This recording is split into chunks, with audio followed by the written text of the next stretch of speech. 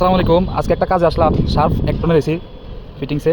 কাজটা হচ্ছে সোরে পাইপ নিয়ে গেছে, আউটডোরটি ছিল এখানে, এদিক দিয়ে হয়তো আইসা সোরে পাইপ নিয়ে গেছে চট্টগ্রামের বাসায়।